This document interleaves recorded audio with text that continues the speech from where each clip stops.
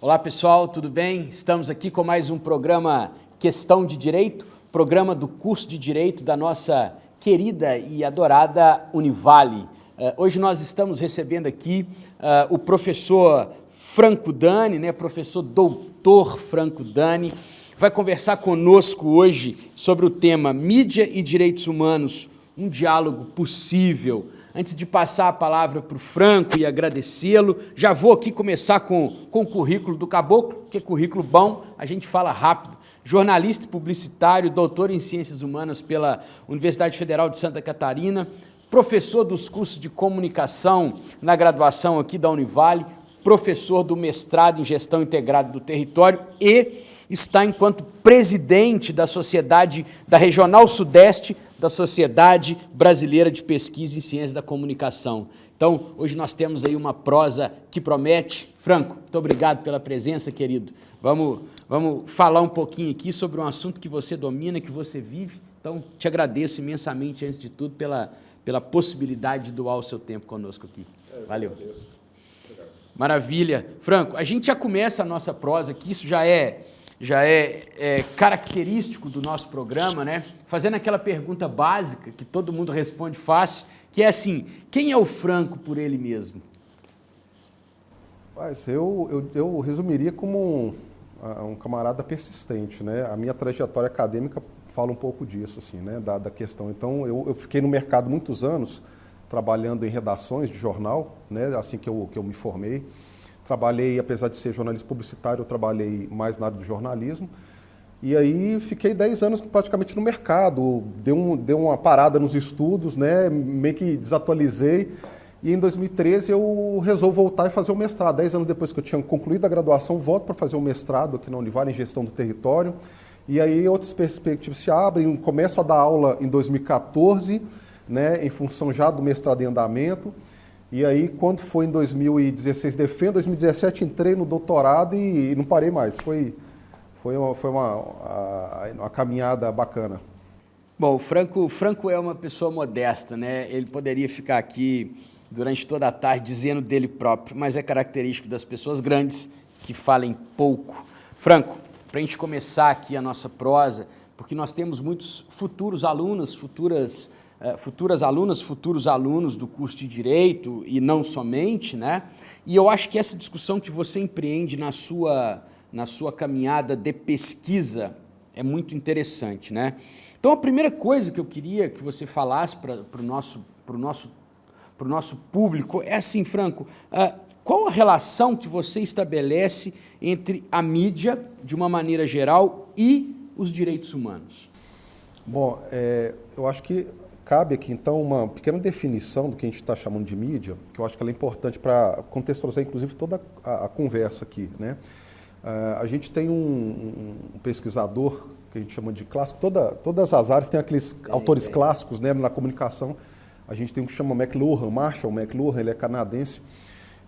Nos anos 60, muito antes de se falar de internet ou de redes sociais, ele já tinha um livro que falava assim, a mídia como extensão, ou os meios de comunicação como extensão do ser humano. Ele lançou um livro que é um dos clássicos e é um dos livros mais lidos hoje nos estudos em comunicação. Então é um daqueles caras visionários que você, como Foucault da vida, como Gustavo Le Bon e esses camaradas que lá atrás, 50, 60 anos, já estavam falando coisas que hoje a gente está vivendo, E aí a gente percebe assim, a gente tem 3 linhas basicamente na história, falando assim, o que seria essa mídia? A mídia hoje ela é basicamente o núcleo ou o principal objeto de estudo da área da comunicação, da grande área. Então, quando a gente fala de mídia, está falando dessa questão, desse objeto de comunicação. E dentro dessa a gente tem 3 vertentes. A gente tem uma vertente que fala, que é muito antiga, que já foi inclusive refutada, que fala assim, a mídia é aquela que domina e aliena o sujeito. O cara é como se assim, anulasse a capacidade que você tem de raciocinar, de tomar alguma decisão, e tudo depende da mídia ditar e dizer.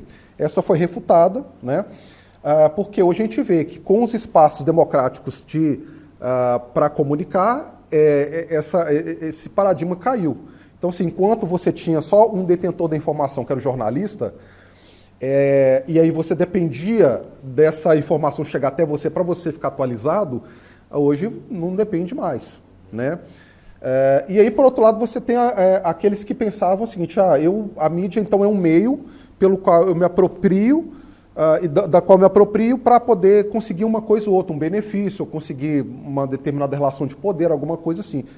Esse meio também acaba sendo refutado quando a gente pensa que a mídia não é só um meio em si, não é só uma ferramentinha para um determinado fim. Mas hoje a gente vive uma sociedade que a gente chama de sociedade, que é a terceira linha, sociedade mediatizada, né? Então a gente vai encontrar autores clássicos hoje.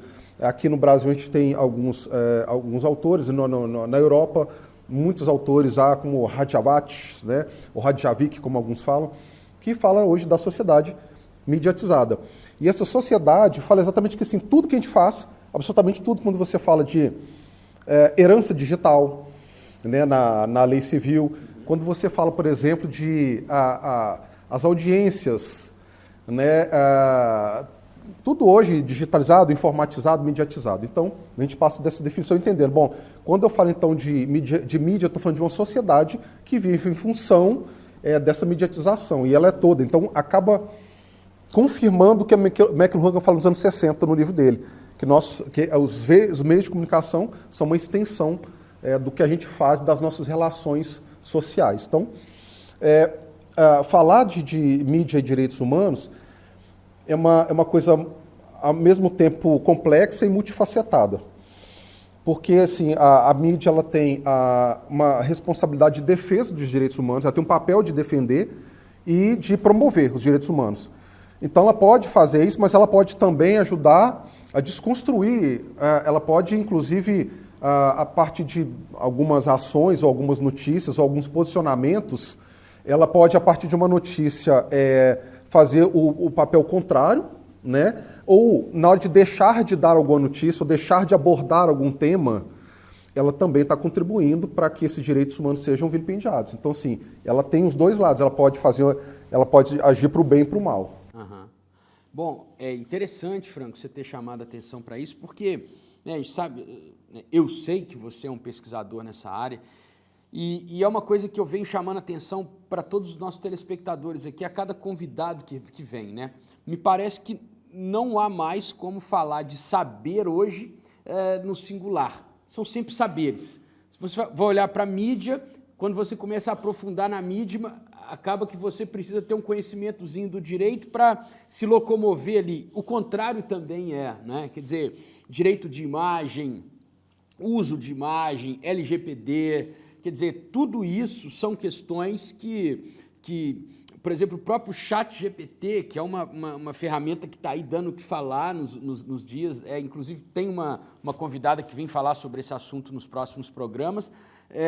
E aí eu queria te ouvir, Franco, né, de maneira livre, mas, quer dizer, porque você acabou de responder me trazendo para essa próxima pergunta, que é a seguinte, assim, como que você vê? Claro que a gente não está querendo fazer juízo de valor, mas como que você vê a mídia afetando positivamente ou promovendo os direitos humanos e como que você vê o avesso disso também? Vou citar dois exemplos para ser muito, muito objetivo na resposta. Aqui local, da mídia local, porque eu faço parte do grupo, do qual você também faz parte, o Grupo Ópera, que é um observatório de mídia, e o nosso recorte é a região, né, a micro-região de Governador Valadares. E aí nós começamos a investigar algum tempo, esse ano começamos esse trabalho de investigação sobre o que a mídia estava abordando. Em março, a gente fez um levantamento e verificou que estavam saindo com certa recorrência casos de abuso sexual contra menores na mídia. E aí nós começamos a olhar o tipo de abordagem que estava sendo dado. Mas um ponto, antes da gente aprofundar lá nos estudos nesse levantamento, a gente percebeu que havia um fator positivo quando a mídia ela divulgava, ou seja, sem entrar nas particularidades da abordagem, que é uma outra análise que a gente está fazendo, assim, como que a mídia ela está adotando ou ela está transcrevendo esse personagem, essa vítima, esse autor. A gente nem entrou ainda nessas discussões.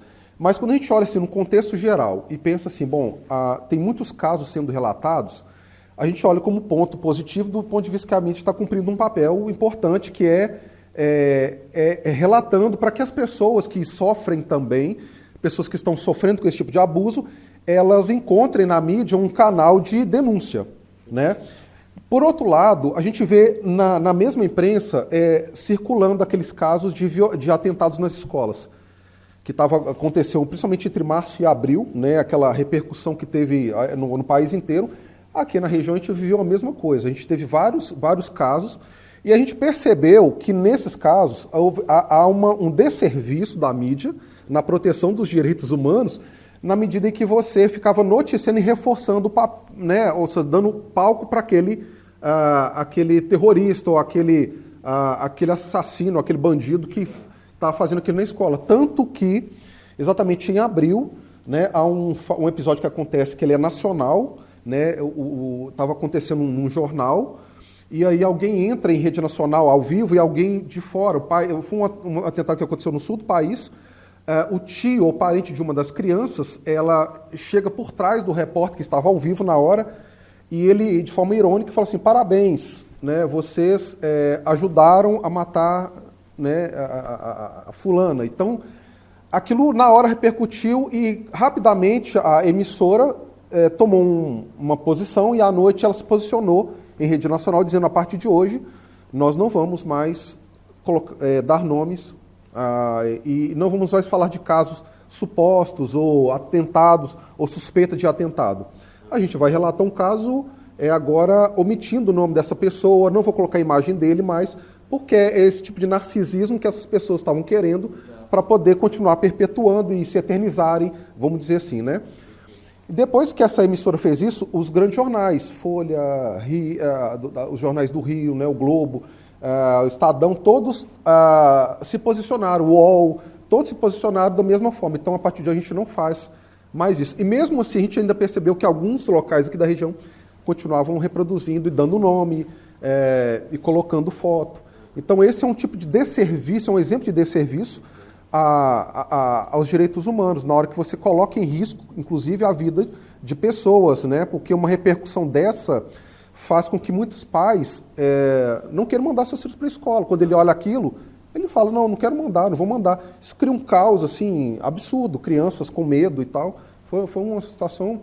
São dois exemplos que mostram como ela pode ser útil e como ela pode prestar um tremendo serviço. Claro. Não, Franco, foi muito bom você ter trazido esses exemplos práticos, né? Porque facilita para o nosso telespectador, para a nossa telespectadora perceber, e eu vou insistir nessa questão, né? Porque quando eu falo de um conhecimento interdisciplinar, eu estou falando da verticalização da democracia, né? Quer dizer, e a mídia tem um papel muito forte, né, na construção do conceito de povo, na construção do conceito do que é ou não uma democracia, ele tem uma importância na defesa da democracia, evidentemente porque ao fim da democracia, quer dizer, nos países autoritários, vocês, enquanto profissionais da comunicação, são um dos primeiros a serem afetados, né? Porque sempre estão aí no fronte, digamos assim, para defender as garantias e liberdades individuais que historicamente foram conquistadas. E essa é uma prosa que vai nos conduzir para a próxima pergunta, mas agora a gente vai fazer o intervalo e eu espero vocês de volta aqui para ouvir o professor Franco continuar a nos ensinar a respeito da necessidade da mídia em uma sociedade democrática e também dizendo o seguinte, que parece que foi isso que ficou até agora. A mídia, ela é também um fármaco, um remédio. O remédio em altas doses vira veneno e então é necessário que nós tenhamos um equilíbrio para conjugar aquilo que traz de bom à mídia e aquilo que, infelizmente, ela também pode trazer de mal, mas sem dúvida nenhuma, sem mídia não há democracia e menos ainda direitos humanos. Convido vocês a estarem conosco no próximo bloco. Muito obrigado.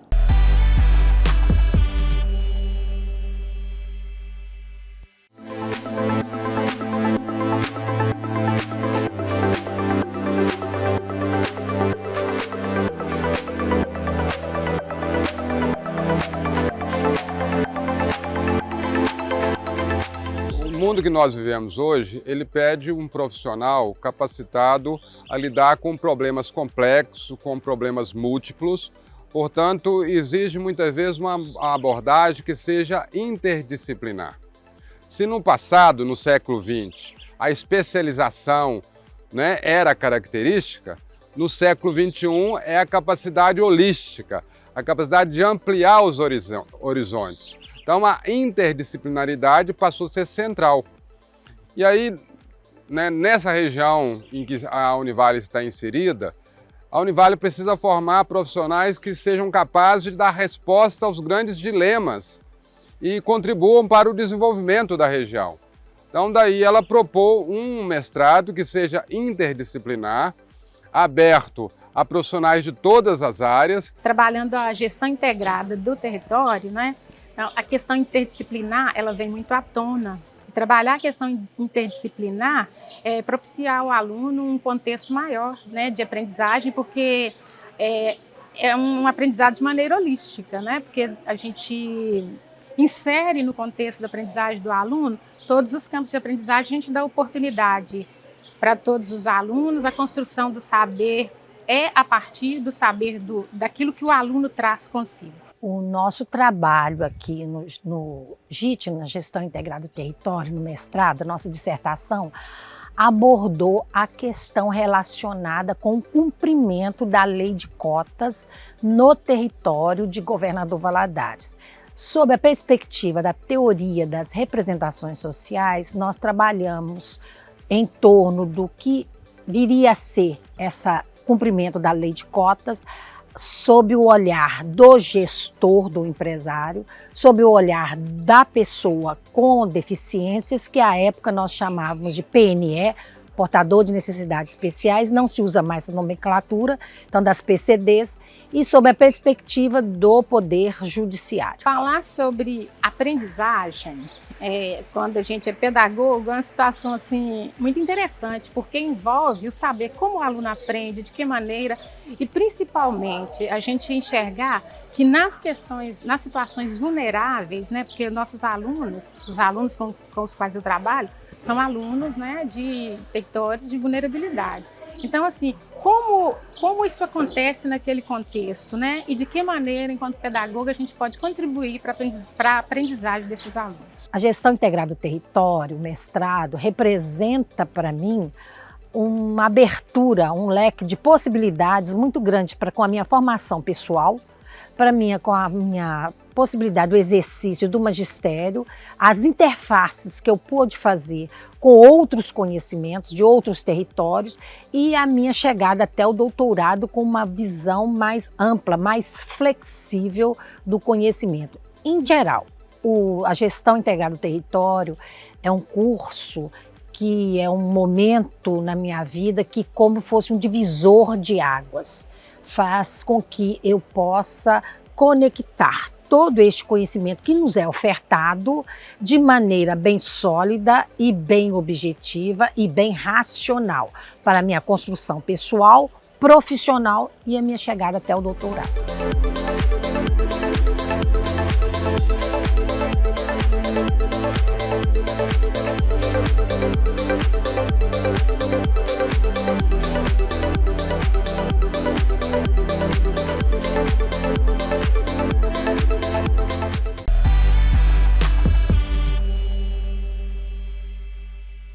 Olá pessoal, como prometido, voltamos aqui com o nosso Questão de Direito para continuarmos a nossa prosa aqui com o professor Franco Dani, meu colega de GIT, meu companheiro de disciplina de Estudos Territoriais 2 e que hoje está falando para a gente sobre mídia e direitos humanos.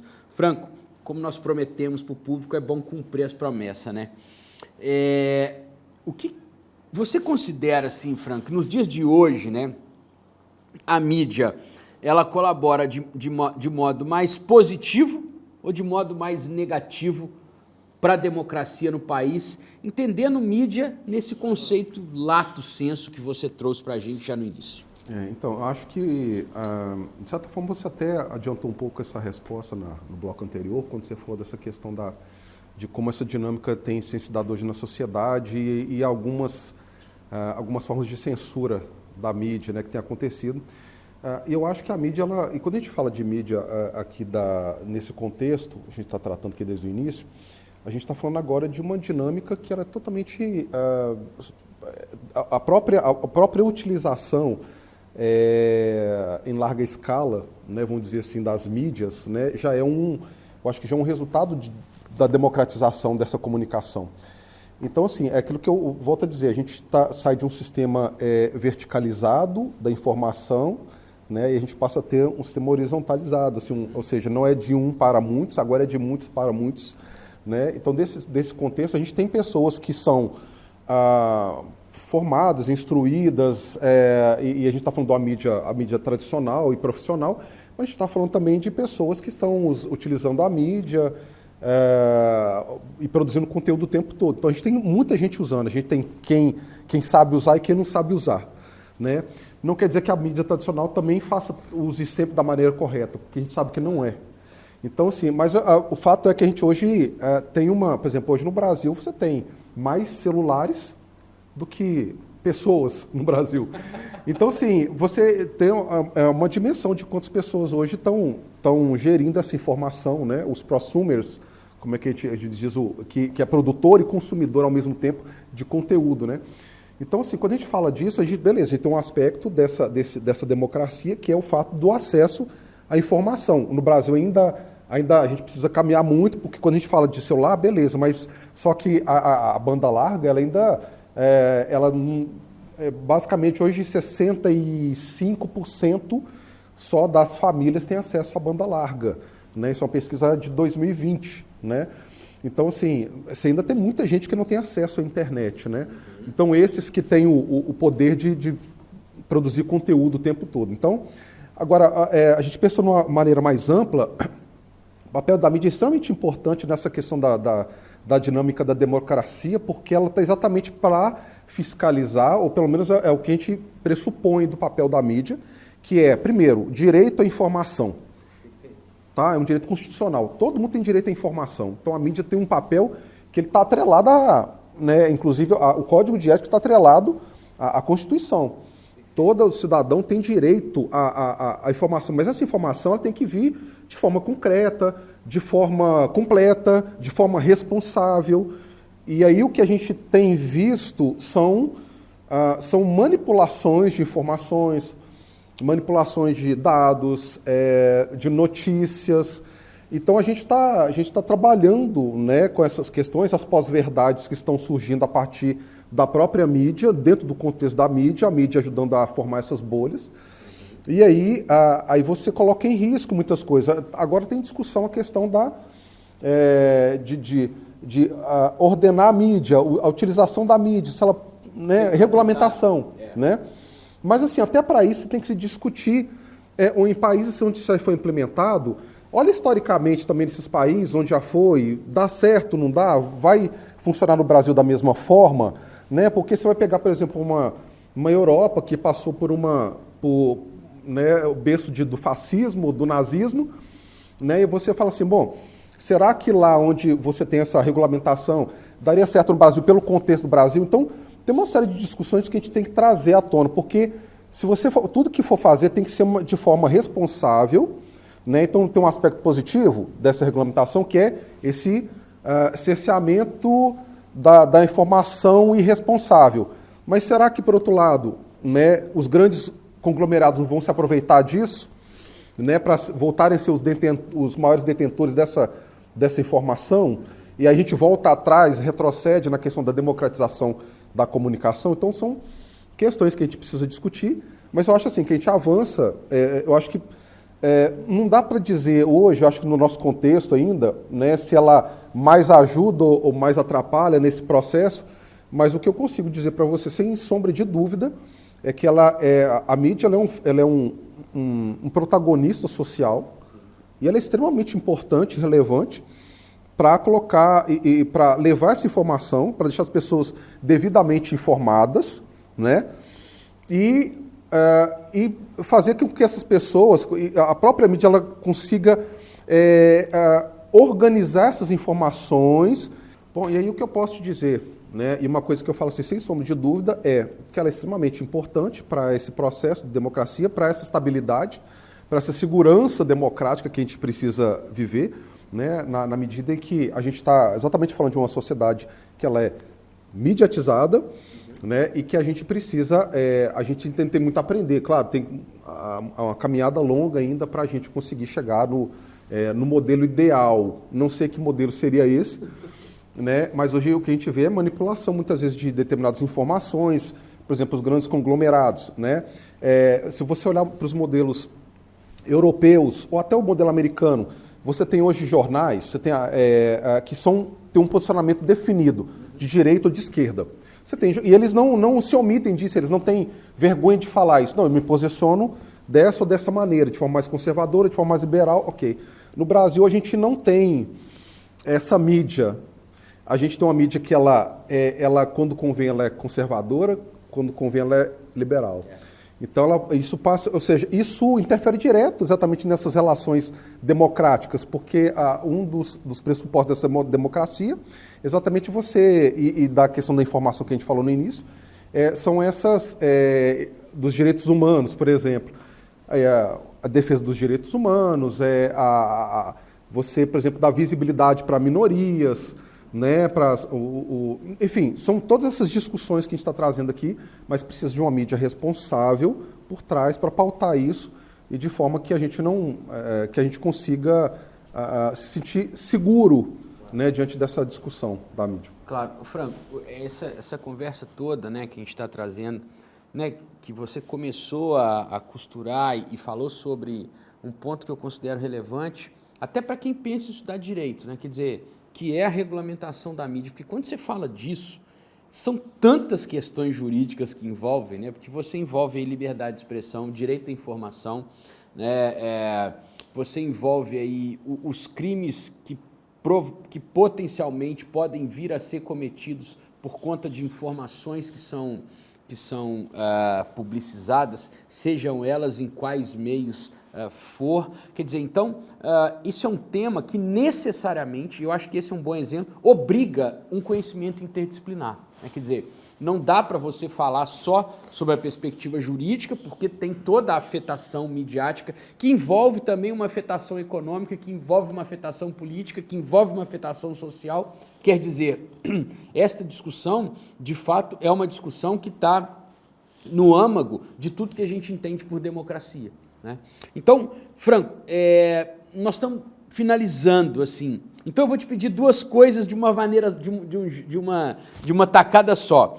Primeiro eu queria que você falasse brevemente, né, sobre o que você pensa a respeito de fake news. E depois que você falar a respeito de fake news, se quiser, emenda com um caos, porque aqui no nosso programa o povo gosta de um caos. Se você tiver um caos bom, pode ser de fake news, pode não ser de fake news, contando que o seu caso não seja uma fake news, está valendo.